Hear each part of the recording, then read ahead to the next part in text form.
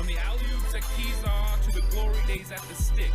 From who's got it better than us to brick by brick. It's always the 49ers way. From off-season to game day. Yeah, we talk back. It's the 49ers Cutback.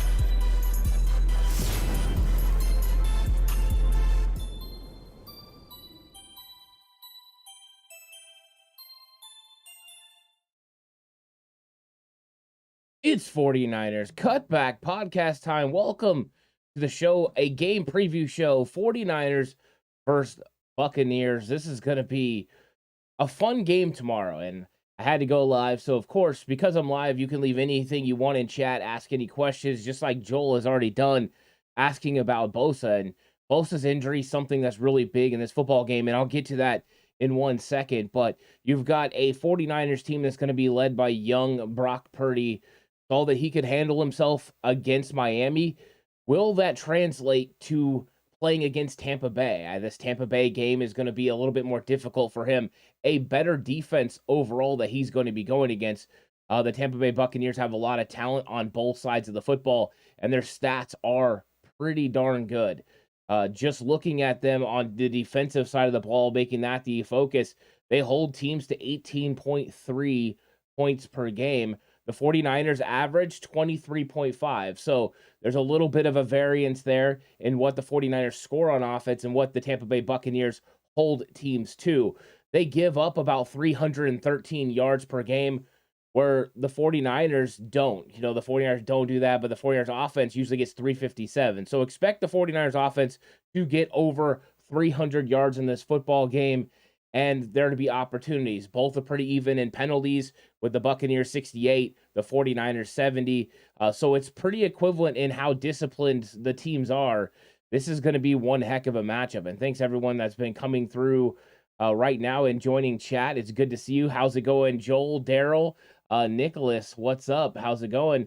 And we got some interesting things. Like Joel says, how's it going? Any good news on Bosa's injury? So there's no real new news on what's going on with Bosa. He's listed as questionable. That's kind of what I anticipated, was Nick Bosa being listed as questionable.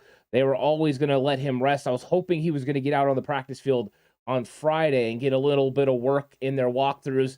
That didn't happen. So he is questionable for the game. I think what they're going to do is tomorrow they're going to test it out.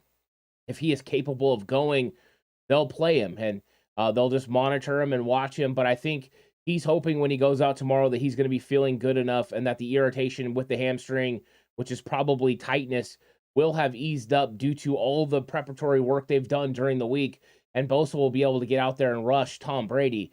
I think it's good news that he's questionable and not doubtful. Normally, when a 49ers player doesn't practice the entire week, they're usually listed as doubtful, but Nick Bosa questionable. But they are keeping in mind the fact that they're going to be playing the Seattle Seahawks on Thursday, which in the grand scheme of things, yes, this is a conference game. Yes, this has playoff seeding implications. That Thursday game against Seattle is more important because it's a divisional game and potentially for the division lead. So if Bosa feels there's any reason why he can't play in this game, it is more important to make sure you wait for Seattle. And I think that's the precautions that they're taking. And Daryl with a super chat says, can Brock Purdy use his weapons and minimize mistakes? I think that's a very good question, Daryl. And it's going to be a little bit more difficult because right now in Northern California, there is a nice storm going on. Lots of rain being dumped, a pretty significant wind, pretty much around 23, with gales going up even higher than that, closer to 35 to 40. And it's going to rain all night. It's going to rain into tomorrow. It's going to rain during the football game. And those are going to be things that Brock Purdy's going to have to deal with. I think that the offense can still execute at a pretty good level, but I fully expect now for Todd Bowles to take a certain approach to this. He was already going to load the box, and if you watch my scouting report video over on Patreon, you know he was doing some interesting things with defensive linemen playing off the ball and then blitzing them. So they'd be like 2 yards off the ball. Vita Vea was one of them that he was doing with, and man, is he massive. And then having them run stunts off of that.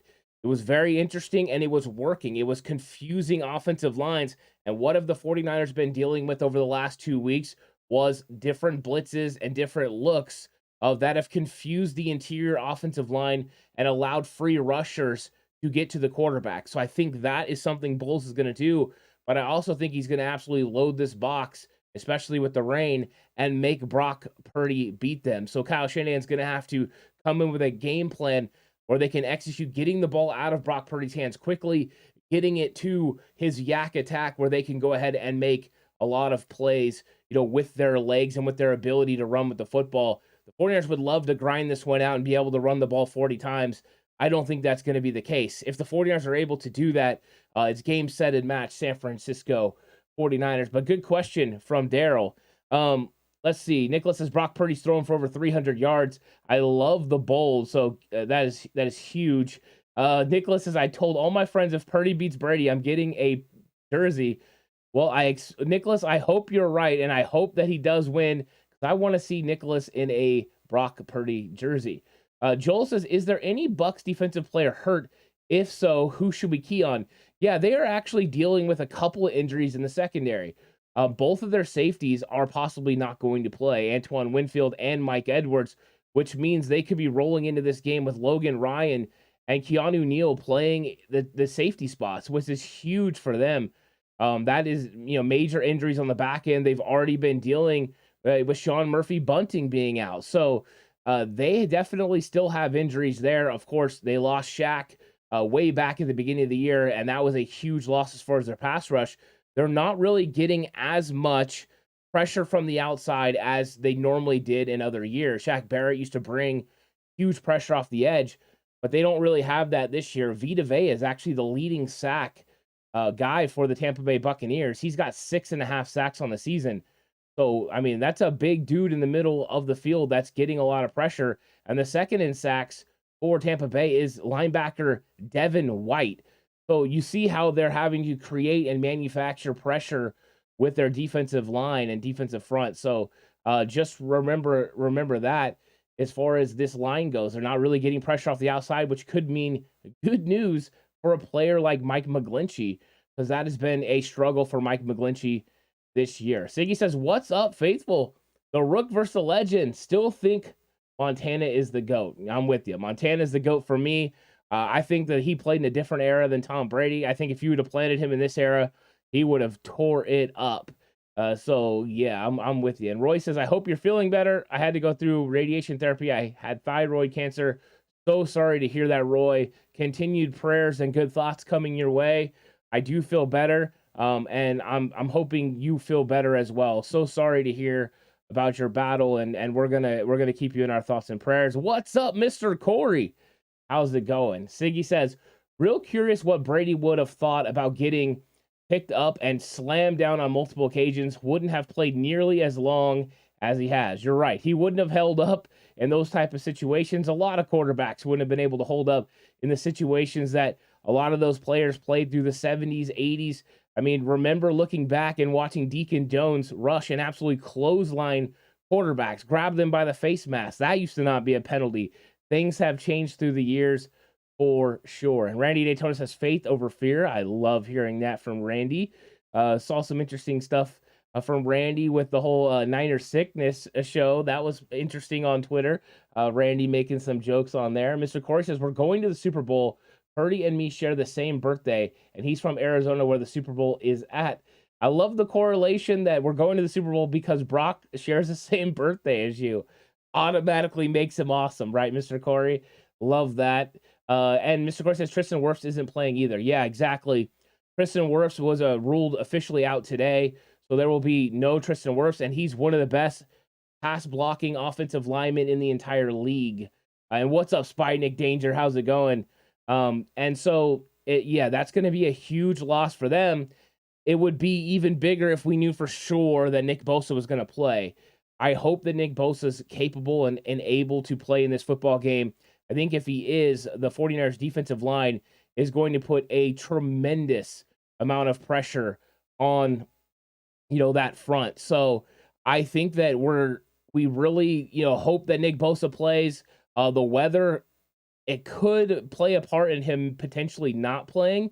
You always have to worry about these guys playing out there in those slick conditions where they can go down, especially when you're dealing with hamstrings, and things like that, because you don't want to get an extra stretch on those and really run into an issue. So I think that we're hopeful Nick Bosa plays, but there's no guarantee. What I'm hoping is that they feel that they can just manage him over the next few days and that he can play in this game and then he can play against Seattle, with Seattle being the most important. And of course, with that being on turf, lots of, the last game on turf, the 49ers are going to make sure they manage a lot of their players to make sure that they're healthy. What's up, Jan? How's it going? Jan says, I believe this game will be similar to the Madden sim until the near end of the fourth, of course. Yeah, the Madden sim laid it out at 49ers really tough defense. If you haven't watched the Madden sim, check it out after the live stream.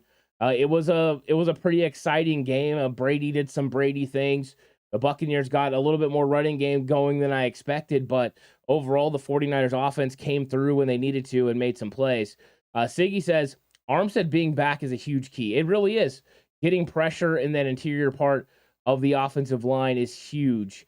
Mr. Corey says we can't catch a break. And Armstead finally comes back, and then Ridgeway goes out injured. Yeah, with the news from John Lynch that they're not going to put Jimmy Garoppolo or Hassan Ridgeway on the IR, that means they expect Ridgeway's potentially going to come back for the playoffs. I think he is very likely to come back, and that's when we'll get the full rotation. Hopefully that happens, but the fact they're not putting him on IR means that they do expect either, it's Elijah Mitchell for sure, and then either Kinlaw, who would definitely be needed now with the injury to Ridgeway, or a Trey Lance. I think it'll end up being Kinlaw that comes back off of IR. Scott Hill says, what's up, Ant? Do you think their defense will feast on our offense? I don't think it's going to feast. I think this is going to be a give and take. Watching what the New Orleans Saints were able to do against the Buccaneers last week, I got to get into that film and break it down, and I felt like the New Orleans Saints were able to run the football, that there were definitely areas in which Tampa Bay kind of played off and allowed you to run. I thought that the experience of a 49ers run game could have been, dynamic. I think the only problem is with Andy Dalton, you at least respect his experience. I think they're going to make, the young guy, Brock Purdy, prove that he can make the reads that he needs to make. Last week, it was simplified so much with the zero coverage, because with the zero coverage, you knew that it was man. So it makes things easier to read. Now they're going to run a variety of different things. Todd Bowles is very creative with his scheme and the way that he likes to confuse quarterbacks. He likes to be aggressive, but he doesn't want you to know where that aggressiveness is coming from. So he'll bring zone blitzes and he'll show things like Vita Vea lining up 2 yards off the ball and then coming, and then him still bringing both linebackers. The fact Vita Vea and one of the linebackers are the leading sack guys shows the creativity that they use. I don't think they're going to feast, but I do think Tampa Bay will somewhat limit this 49ers offense. I think you throw in the weather as well, makes it a little bit more difficult. Tampa Bay gives up about 18 points per game. I don't think the 49ers get much more than that when you throw in the elements and then the way that they're going to play Brock Purdy. Now, if Purdy's able to come out, navigate through the weather conditions and still execute, then all bets are off. But I just think we got to kind of just, let him ease into this. This will be his first game plan as a starter and see how it happens. Long time says maybe a big Drake day. It could be. Maybe we'll get more Drake Jackson. I think that if Nick Bosa is definitely not playing, that Drake Jackson will get some of those snaps. You'll see more Jordan Willis, because Willis, again, very good against the run. Him and Charles Omenihu set the edge, especially of the backups. The two starters, Ebukam and Bosa, are fantastic at setting the edge against the run. And then the next best two on the edge for this team are Jordan Willis and Charles Omenihu. So expect them to set the edge.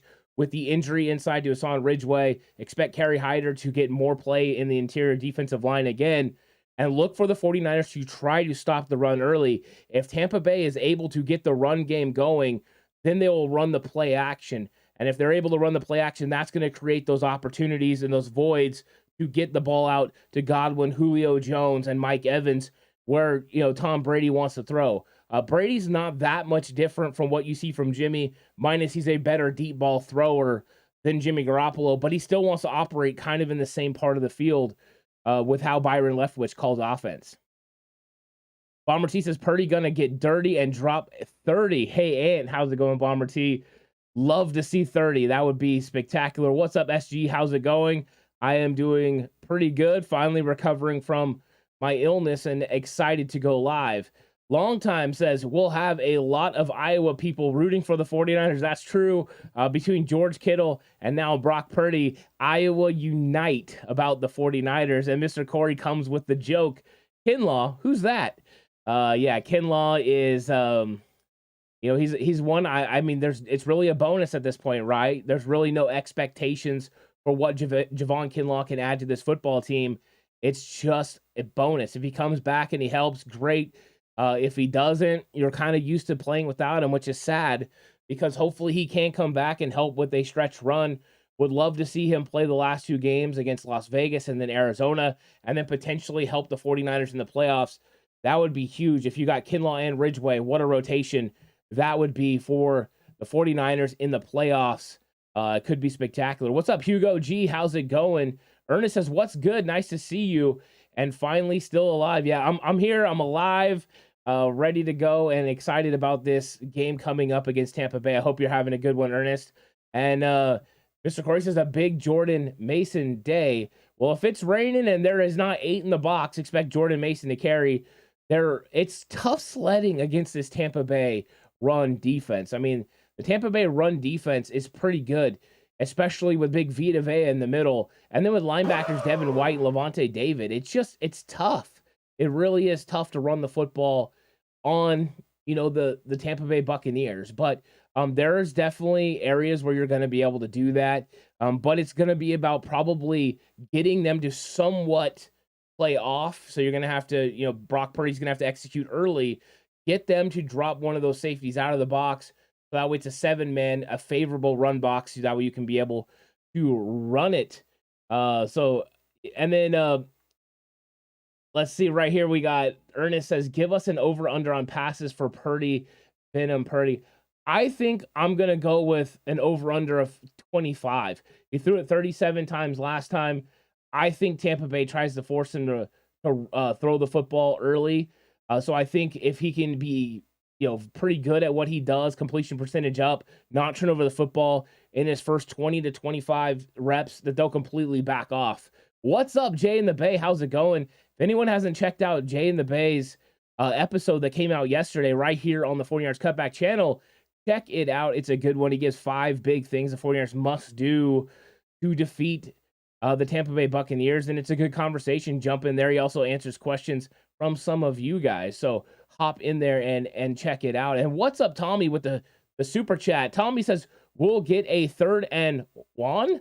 Yeah, we'll get a 3rd and Jawan, I think, in this game. I think Jawan Jennings is going to make some plays. I think when it comes down to it, the 49ers are going to try to stay ahead of the sticks. There's probably going to end up with a lot and 3rd and manageable. Those are going to be opportunities where Brock Purdy can convert, but the 49ers can also run the football. And I think Jawan Jennings will be a big part of that as far as converting, because Purdy's going to have some familiarity with Jawan Jennings, but really he just goes through his progressions. If you guys watch the breakdowns, that get done by Johnny Dell, go check it out. He shows them go through a play. The 49ers run the same play 3 times, but each time Brock Purdy targets a different weapon. He targets a different guy, and it's a master class of what you're doing as far as reads. So just taking what the defense gives you, and Brock Purdy did it really well. Those are the kinds of things that make you optimistic about Brock Purdy playing quarterback for the football team. Mr. Corey says Elijah Mitchell is now a bonus too. Is McCaffrey and Mason to Arizona in February? Mitchell's coming back. I mean, that's the thing. I really do believe Mitchell is coming back. And Tommy says the run defense is ranked 18.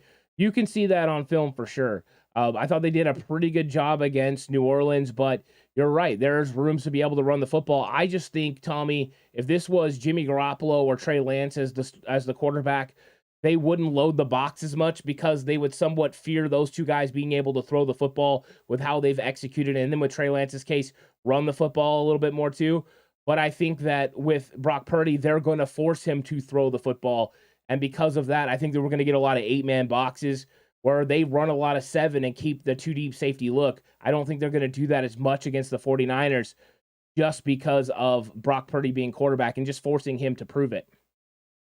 And then Randy says Kyle's going to force feed CMC up the gut. You'll probably see some of it, but you're probably not going to run directly at Vita Vea unless you're going to go ahead and wham block him and trap him in the middle of the field. I think allowing his aggressiveness to come upfield and then trapping him, with offensive linemen or George Kittle, a tight end, Charlie Warner, Kyle Juszczyk, I think those things could be successful. Something that Jim Harbaugh did versus Ndamukong Suh when they played Detroit. So I think that is something that you can definitely execute. So I think that would be something cool to watch in this game plan. Let's see if run game coordinator Chris Furster and Kyle Shanahan decide to do that. I think that would be fun. So here we go. We're going through. Hugo says 49ers D gonna give Tommy Boy a rude welcome home. I like that. Yeah, let let Tom Brady know what's up. Randy says, I'm the watcher. I'm always watching you. That is interesting. Don't get sick, Jan. Don't get sick. Just hang in there. Mr. Corey says, can Kittle get more than one catch this game? That seems to be the new norm. It was interesting because last week Miami, they're not known for stopping tight ends. It's usually a struggle for them to be able to stop tight ends, but they definitely were able to stop. I wonder how much of that was a concerted effort by Miami and how much of that was the Brock Purdy coming in to play quarterback and just them simplifying the reads on the plays that he was going to be running. You probably cut down the playbook a little bit from what Jimmy Garoppolo ran, even though Brock Purdy went through the entire script and was supposed to understand everything that you're going to do. You still cut it down a little bit so he doesn't have as much to think about. So I think this week you'll have probably a little bit more of the playbook opened up to be able to get it to George Kittle, because yes, we want more than one target or one touch for George Kittle in a game. You need that to at least be a handful. They do have a tremendous amount of weapons, but early in that game, it was all about getting the ball to CMC. CMC had like 18 of the first 23 touches, which is ridiculous. And I think the 49ers would like to spread it around a little bit more, but in the grand scheme of things, you do whatever you need to do to win. And what's up, Sean? How's it going? I hope you're having a good one. Let's see. Yeah, chat's going pretty strong right now. Siggy says, I hear it's going to be a monsoon, hard to pass in. It could be. One of those things where it's usually easier for guys to run routes in the rain. What's up, Diego Martinez? Thanks for the subscription. Really appreciate it. It is more difficult to cover someone in the rain. There are other obstacles, of course, like handling the football. Brock Purdy's going to have to make sure he handles the football, secures it. You don't want any turnovers, and it can be hard to throw. Now, some quarterbacks just have the ability to throw a wet football. You get used to it depending on, what circumstances you've played in and those kinds of things. So it can be more difficult, but there are advantages as well. As far as knowing your routes, you're going to be able to have better footing when you run your routes, and then defenders are trying to play catch up. That can make it more difficult. I would worry about our defense because we're the ones who have the best defense in the league. So you don't really want to give those opportunities, and there'll probably be more jump ball opportunities. And with bigger receivers, you would think Tampa Bay would be able to get something done there. Now, one thing I'm going to go over is the offensive key matchup. And the offensive key matchup is going to involve this guy right here, Todd Bowles, because Todd Bowles' ability to confuse young Brock Purdy is going to be one of the main things that I think we're going to have to worry about. Brock Purdy is a guy that's coming in, and he's got a lot of confidence, and the team has a lot of confidence in him. And I fully expect this 49ers offense to be able to move the football against Tampa Bay. But the exotic looks that Todd Bowles is going to be able to provide is something that the team has to be prepared for. And the fact that we have an offensive line that's had a little bit of confusion over the last several weeks makes me worry about this key matchup. It makes me worry that they're not going to be able to protect Brock Purdy. So this is something that, I think everyone should keep an eye on, is exactly how we see Todd Bowles and this defense attack Brock Purdy. If they go with a 2-deep safety look and leave it to a 7-man box so the 49ers can run the football, that's a huge win for the 49ers. They'll be able to get the run game established, like Tommy brought up earlier, the 18th best run defense in the league. You can run the football. If that is not the case and they bring 8 up, they're going to force Brock Purdy to win through the passing game. And with it raining and those sort of things, it's going to somewhat complicate the game plan overall. You throw in the fact that he runs interesting stunts and interesting blitz packages, including bringing both linebackers at times. And Brock Purdy's going to have to navigate really quick. He's going to have to process information really quick and get moving on it. So I think that this is one of those key matchups in the game that I'm really looking forward to, is Todd Bowles and this Tampa Bay defense against Brock Purdy as far as deciphering information.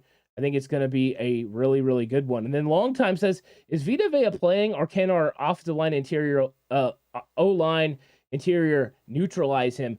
My belief is that he is playing. He has been questionable all week. He's missed some practice, but I fully expect him to play. He's going to be hard to neutralize. Vita Vea is a mismatch for Jake Brendel. A lot of times with the zone, though, it won't just be Brendel that gets to him. Brendel's going to be helping get him over to either Daniel Brunskill or helping get him to Aaron Banks, where I think that is a good opportunity for the 49ers. But Vita Vea is going to make plays in this game, and he's going to somewhat be a problem for the 49ers interior offensive line to be able to handle. So that is a definite problem for this team. I expect them to double team him a lot. I expect them, like I said earlier, to try to negate some of his penetration by running wham blocks. And a wham block is basically a trap, but using guys who are off ball, whether that's tight ends, fullbacks, running backs, that sort of thing, to be able to kick him down. It won't be a significant block. You're not going to get a lot of movement, but if you can kind of stop him in the hole, I think that would be very important, for this team. So they're going to have to find interesting ways to block him, and that's up to Forrester. Forrester is not just the offensive line coach, but the run game coordinator, and finding those creative ways to neutralize Vita Vea is going to be important for this football team. Jan says, old goat gonna pass the torch to baby goat. That would be very interesting if that happened. Yeah, and Jay in the bases, I think a rain game would help the 49ers more than the Bucs. We run the football a lot more. That's true. I wonder what it's going to look like when they go heavy run. Tampa Bay goes spread, but they also have a heavy set. And when they they bring extra linemen in. Normally other teams. The 49ers went to 5 linemen last week for one of the first times I've ever seen them do that under, this regime. So, I mean, if they're going to go heavy sets, you might see that in this football game. That could be very interesting. I think that's a good point, Jay, in the Bay. Mr. Corey says, Kyle's got a new toy, McCaffrey, and you know what happens to your old toys when that happens. Kittle is getting screwed. I don't think he's getting screwed. I get that he's not getting the attention that everyone expects him to get, but I think his time is going to come. I think right now what it is Christian McCaffrey is making things different for this football team because he is a different element than they've had. So teams are coming in and they understand what the element looked like with George Kittle, with Deebo Samuel, with Brandon Ayuk. But now you have somebody else that they haven't prepared for. And when they're not going to prepare for him or account for him coming out of the backfield, that's when you go ahead and you take advantage of it. So eventually they will adjust to trying to take away Christian McCaffrey. And when that happens, George Kittle will be the benefit of the open targets. But I kind of expect his targets to go up this week. He did have a huge pivotal 2 catches last week. One over the middle was absolutely fantastic. The other one on 4th down, where it easily could have been thrown up to Tyler Kroft, who was wide open down the field. But we got the first down, and I think that's the most important. WTM, how's it going, WTM? Says, healthy O-line, can we keep Purdy, avoid getting sacked twice? Now, twice, that may be tough. I think the 49ers definitely would love to keep Brock Purdy upright and comfortable within the pocket, and I think that's what their goal is going to be. But the way Todd Bowles confuses things up front, a young quarterback who's trying to make his reads, I think 2 sacks is kind of the over-under. I think there's a possibility for him to be sacked a couple times. I'm hopeful that he's going to throw the football away, but in the grand scheme of things, I would rather him eat and take a sack in some situations, than others. So I think it's going to be one of those things where it might work out and it might not. We'll see. But I do expect him to get sacked a couple times in this game. I think Vita Vea is just a problem in the middle of the field. I'm sure they'll try to account for it, but I do think they'll confuse the blocking a little bit here and there. It just seems to be something that the 49ers have struggled with a little bit over the last several weeks. I love this. Randy says he's going to give Joe Boo some rum before McGlinchey tomorrow before the rooster wakes up. I love the Joe Boo reference. We got some major league up in here. Gotta love that. Joe Boo needs a refill. Oh yeah, that's so great. Um, Randy says it's very bad to drink Joe Boo's rum. Very bad. Love that movie. It's fantastic. Sean says can't wait to see Trey healthy and seasoned. I'm with you. I thought right now Trey Lance would have played 14 games or whatever it is, and been getting close to being very seasoned, and that didn't happen. So yeah. And Siggy says it's no accident Bosa got 3 sacks the first game Armstead's back. There you go. That's the Armstead effect. And Armstead is going to have a big effect on this game. And my defensive key matchup is going to be pressuring Tom Brady. And Armstead is one of those big reasons why. Pressuring him up the middle. I want to see that push down the middle of the field. I want to see that push the pocket straight into Tom Brady, not allow him to step into throws, make him feel uncomfortable, try to force him outside the pocket. This is one of those quarterbacks you want to get him on the move. You want him moving because every one of your defensive linemen can run him down. If you can get into 3rd and long situations where you can get your lightning package out there that the 49ers use, where they get Drake Jackson, they get Charles Omenihu, they get Ebukam and Bosa, you get those guys out there and you allow them to rush the passer, I think they're going to get Tom Brady down a lot. The Madden sim backed that up. If you want to go that way, watch that. And that was a fun game as well. But there's opportunities to get Tom Brady to the ground. Now, it's still Tom Brady, but the 49ers can definitely get something going. And I think that defensive line against the offensive line and Tom Brady is one of the most pivotal matchups in this game. If you keep Tom Brady uncomfortable, you make him throw the football before he wants to, you're going to have opportunities.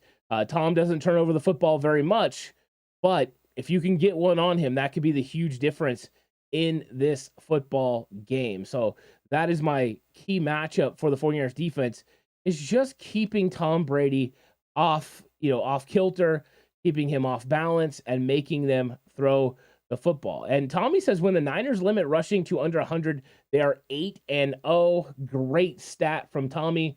And that has to be a goal to stop Leonard Fournette, to stop Rachaad White, and keep the Buccaneers, one-dimensional. I think if they keep them one-dimensional, they can win. So I love that coming from Tommy. Ernest says, how many defensive sacks this game? I think a lot of that's going to depend on if Nick Bosa plays. I think if Nick Bosa plays, I think the 49ers can get to Tom Brady. I don't think it's going to be a huge sack game, but I think they could get to him 2 or 3 times. And they could be pivotal 2 or 3 times and 2 or 3 sacks that they could get. So I do think that would be very important, Ernest. I don't think Tom Brady's not one of those ones you normally sack 5, 6 times. If they did that, that would be tremendous. I just think it'll probably be a lower number because I fully expect Tom Brady to throw the football away, get rid of the ball quickly. And I think early in the game, they're going to try to go with a quick game. By going with a quick game, they're going to try to stay in front of the sticks and move the football, keep the 49ers defense on the field, and keep themselves off the field. But it's a little bit of a struggle against this 49ers defense. WTM says Bosa 2-sack day tomorrow with no Wirfs. It could be right. I mean, Bosa's going to be getting a lot of attention from this defense or from this offensive line, and if they slide protect towards him a lot, it might free up things for Armstead and Ebukam and Omenihu. So there's going to be opportunities for sure. Ernest says, is Bosa going to play Sunday and Thursday? If I had to put a guess, I would say yes. I think Sunday's more in question than Thursday. I think he's for sure going to play against Seattle, and I think he's going to test it on Sunday. And if he's able to go, I think he's going to get it done. And Jan says, Bosa with 3 sacks. Love to hear that. Siggy says, I really think Purdy looked way more seasoned than Lance. I think Purdy looked very comfortable and confident, which I didn't expect. I really didn't expect him to come in and look as comfortable as he did. I think the fact that he didn't look shook, and that he looked in command of the offense, looked in command of, the team overall, I think that's what gives me optimism about what he can do. Now, he's going to have to prove it against a very good Buccaneers team, but I just think he did look like he was comfortable. He's played a lot of football games. He's played a lot of snaps in college, and I think that helps out. And, there's stories that came out about him, during the week where, he had missed, I think it was 6 weeks in high school with mono, and he was just doing everything he could to get back, and he ended up lost 20 pounds, could barely throw, and ended up taking his team all the way to the semifinals in their state, so in Arizona. So I think that, there's a lot of things to like about Brock Purdy. He's an absolute competitor, and it doesn't feel like any moment's too big for him. But we have to see if that translates, overall to playing against the Bucs. If he goes in there and lights up the Bucs, I don't think anyone's going to have questions after that about Brock Purdy. But he's going to get a lot of attention, so I'm remembering that. Tommy says he's missing the Eric Armstead tummy rub. Yeah, we need some of those. Hopefully he starts getting sacks again. His first week back was very beneficial for this 49ers defense. It opened up things for a lot of players, especially Nick Bosa, but he is fantastic against the run. And I wish we wouldn't have lost Ridgeway, because then I think we would have seen a really, really cool rotation with that D-line, and they would have got even better. The good news is he is back, and when in the grand scheme of things, if you had to trade out a player, you getting Armstead back, he is a better option for you, than what you had with Ridgeway. But man, I wish we still had Ridgeway. Jan says Purdy has a lot of college experience. He does. He's taken so many snaps that he looks comfortable. He looks confident. And that doesn't always translate. You know what I mean? I mean, we've seen other quarterbacks that have come in that have played all 4 years of college, and they don't have that wherewithal, that ability to stand in the pocket and just not be shook and have the moment not look too big for him. But Purdy's one of those guys that does. He just doesn't seem like he gets rattled. The Buccaneers are going to try to rattle him, and if they're able to, then it could change some things. But I think it's going to be tough to get him off his point. He's just one of those guys that mentally is tough.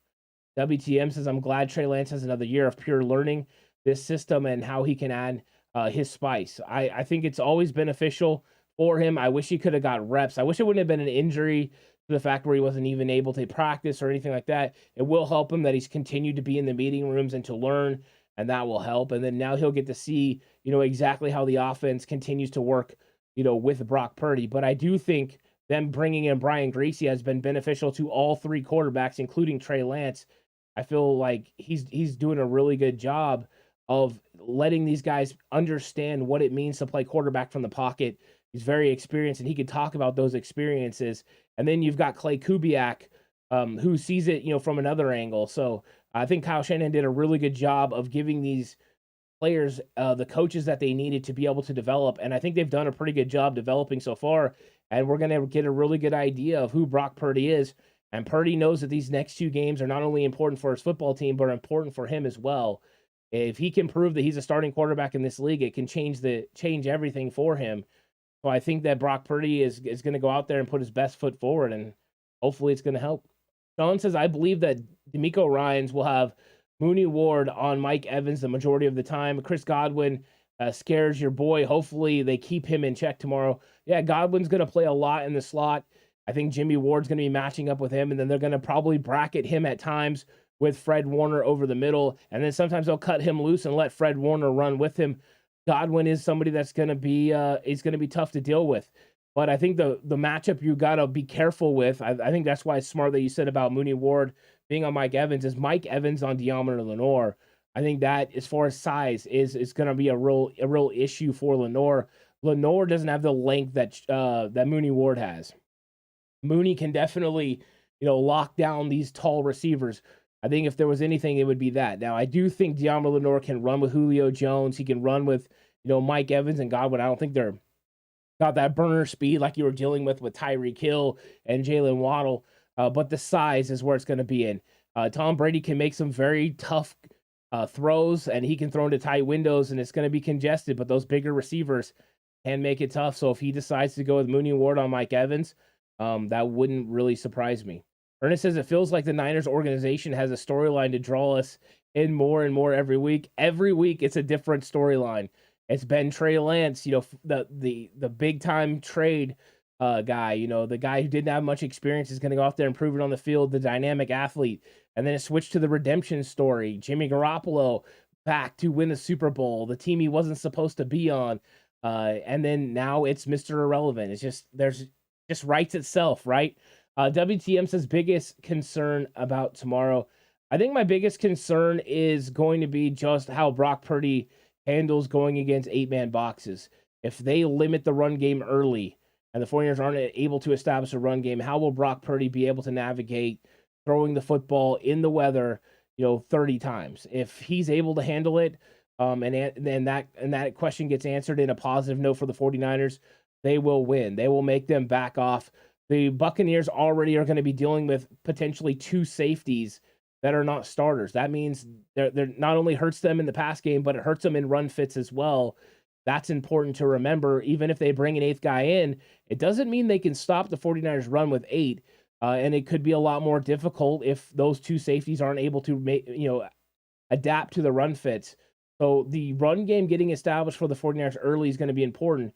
But one thing that Kyle has been having to do, I think that what they need to do is they need to go ahead and make sure that they attack this defense anyways, and attack them on the edge and in the bubbles and where they need to go. And what's up, Traffic? How's it doing? And SG, I'm not ignoring you. I told you before, I don't answer things about like doing live streams and stuff in chat. I will gladly answer it on email or things like that, but I'm not snubbing you or anything like that. If you ask a question, I'm more than happy to get into it. If you're asking about things about doing a show together, those things need to be done either through email or on DMs or something like that. So if that's the case, then that's where I'll answer those. If you want to ask something about the 49ers or the team we're going to be playing, the Tampa Bay Buccaneers, I'll be happy to get into it. What is up, Traffic? I always like when Traffic is in, and he says, Purdy time tomorrow. We got this. Love that. Ziggy says McCaffrey should have a huge game with the Bucs run D. See, I would think so as well, Siggy. I think this is one of the most interesting things. Normally, I would say yes. I just think they're really going to load the box. I think if Jimmy Garoppolo was the quarterback and they already knew that he can make those throws because Jimmy's proven it this season, then I think they wouldn't run 8 guys in the box right away. That 8th guy is going to be the most pivotal. Now, if the 49ers come out and they're able to run the football against an 8-man box, McCaffrey and Jordan Mason are going to have themselves a huge game, and the 49ers are going to limit the amount of times that they get the ball, that Tampa Bay and Tom Brady has an opportunity to get the ball, and I think things change big time right there. Now, let's get into wow, that's bold. Wow, that's really bold. Whoa. Whoa. Whoa. Wow, that's really bold. Whoa. So here's where it's bold prediction time. Fill in chat with your bold predictions. And my bold prediction in this football game is that the 49ers are going to do something that teams don't normally do, but they're going to force Tom Brady to throw 2 interceptions in this game. I think they're going to get after him. I think they're going to put pressure on him, and he's going to throw 2 interceptions, and the 49ers are going to take advantage of it. That's my bold prediction. Tom Brady actually turns over the football against the 49ers. I don't know if that comes down to weather or just pressure. I just see that opportunity for sure. And so I think that that'll be something, that is going to be fun to watch in this football game. Mr. Corey starting to throw down his belief in who's going to win. And SG says, how many points do you think the 49ers will score on the Bucs? I'll get into that in 1 minute when I do my prediction. I'll definitely answer that question, though. And we can see people are starting to fill it in. But Traffic says, everything I've heard from the 49ers regarding Brock Purdy gives me so much confidence, in love with the team pulling him up. Yeah, I love that. I love that they've put in so much support behind him. And I think his effort that he gave in that game made a lot of people feel confident. And as long as he can keep backing that up, it's just going to keep building and keep going from that. So I'm excited about it. Gold Rush Sports Talk says Ray McLeod will score a special teams TD. Love that, Gold Rush. Great bold one there. SG says, I got Brock Purdy throwing over 500 yards, 3 touchdowns, no interceptions, and Nick Bosa will have 6 sacks. That is really bold. Whoa. Like, it doesn't get much more bold than that from SG. Fantastic bold prediction. That's wild. And then Niners win 80-0. That would be ridiculous. Longtime Niner fans says 49ers win 24-20. They get 5+ sacks as a team. I love that. I think if the 49ers get 5 sacks, 24-20 seems like it's in the realm of possibilities. And now it's time for my game prediction. And I think the 49ers are going to win this football game. I think they're not going to score a whole lot of points, but I do think they're going to do enough. I think they're going to win this game 23-16. I think Tom Brady will score a late touchdown that gets them within 7. but the 49ers offense will go out on the field and close it down. So 23-16 for me. That's what I think the 49ers end up getting it done in this game. And Traffic says Christian McCaffrey over 150 yards combined. Love that. That would mean he's getting it done in the run game, getting it done in the pass game. Very cool. Very good. WTM says bold prediction. Purdy equals 4 TDs, 3 passing, 1 rushing. Love it. If Brock Purdy has a 4 touchdown game, you want to talk about hype surrounding him going into Seattle. That would make for a lot of fun. What a great bold prediction. And everyone's coming through with some great bold predictions as well. And Randy says, whoa. Love that. Yeah, that's how some of the predictions make you sound. You just want to say, whoa. And SG's got more whoa predictions. Tom Brady will throw for 80 yards, 0 touchdowns, and 5 interceptions. Tom Brady would that's more than he's gotten the entire season that he would get in one game. Would be one of the most crazy performances ever. That's awesome. And Long Time says, hit that like button. Thanks everyone for doing that. And thanks Long Time for bringing it up. Hit that like button right now. Comment if you haven't. Go ahead and subscribe to the channel if you haven't already. Really appreciate it. We have 55 watching, 26 likes. So there's some likes out there if you would like to go ahead and give it a like. Joel says Kittle 2 TDs, 169 yards. That would be a great game for George Kittle, and that would be him coming back on the scene, Joel. I would love that. Mr. Corey says, not bold, but McGlinchey gives up at least 1 sack. You had to go that way, didn't you, Mr. Corey? I expect nothing else from you. Oh, that's freaking great. Tommy says, Tevin Coleman and Dante Johnson were elevated from the practice squad. Interesting. So Tevin Coleman is going to be the 3rd running back in this. I wonder if that has to do with special teams, or it could have to do with weather. They might want to trust Tevin Coleman a little bit with the ball in his hand, so that's interesting. And then Dante Johnson, as far as special teams, maybe? I don't know. That's some pretty interesting things. Thanks, Tommy, for putting that in chat. Jan says 1917 Niners. I'll take it. I know it ain't a big win, Jan, but I'll take it for sure. What's up, Freddie Mac Dre? How's it going? Siggy says Brady 2 fumbles, 2 picks. Love that. WCM says bold prediction 21-point second half. Ooh, I mean that's rolling right there. That is really rolling. And SG says, what are your thoughts on Jacob Eason? I think Jacob Eason's a very talented individual who hasn't been able to translate to the field. He's got a strong arm. He's got a lot of athletic ability, but he's not somebody that I think is seasoned enough, and that's part of the reason Josh Johnson is in town. Jacob Eason's not ready to be a backup quarterback in this league, but he's somebody they're taking a look at to see if he ends up developing. Whenever you have a tremendous amount of upside because of athletic ability, you can figure it out upstairs as far as being able to process information and run this offense. Then eventually you can help the team. So I like that they're bringing him in and taking a look and seeing where he's going to be at. Jan says my prediction regarding the weather. Oh, the weather's going to be, the weather. I know 1917 and that weather's going to be a big reason why. I think that's fair. I think that's really fair. SG, that's ridiculous. Christian McCaffrey's not having 100 carries in this game. That's ridiculous. Mr. Corey says, did you put the Tyreek Hill touchdown more on Mooney, Ward, or Hufanga? I don't know exactly what coverage they were running. And when Talanoa Hufanga was talking to Richard Sherman, he didn't really let into it anyways. He somewhat took some of the heat from it. But when that, with that different change, sometimes they have Tarvarius Ward has to keep going with him. And then sometimes there's times where Hufanga's got to stay deep. So I don't know exactly what coverage is. And without me knowing exactly what coverage, I can't say whose fault it is. Watching it live, I thought it was on Hufanga.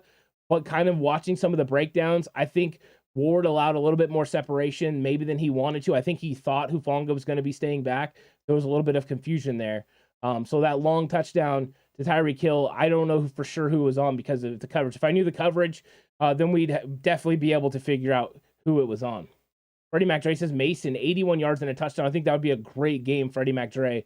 I think that's very realistic. And if he gets 81 yards and a touchdown, the 49ers are going to win this game. Siggy says McCaffrey, 200 plus total yards. That's a big game, but I would love that. Definitely would love that. And then James says the worst loss of Brady's career on Sunday. Ooh, I'm in for that. The traffic is honestly, I'd put Tyreek's touchdown on Tyreek. Sometimes you just can't stop him. You're right. Dude is ridiculously fast and good.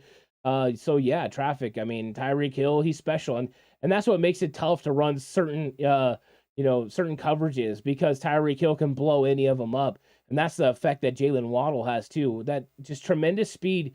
Sometimes you can have the right coverage called, and they can just run right through it. So yeah, SG comes through with the real one. He says he was just playing with me. Christian McCaffrey, 15 carries, 95 yards, and 4 touchdowns. 15 carries for 95 yards would be nice, especially if you could add that to what Freddie was saying earlier with Mason with 81 yards and a touchdown. It would be a dynamic run game for the San Francisco 49ers, and they would definitely win. That kind of turnout in the run game, they would definitely win this game. So I think that would be a great possibility. But I'm going to say this to everyone. Thank you guys for watching so much. Really appreciate joining the game preview show. Looking forward to talking to you guys all again. The game tomorrow is going to be fantastic.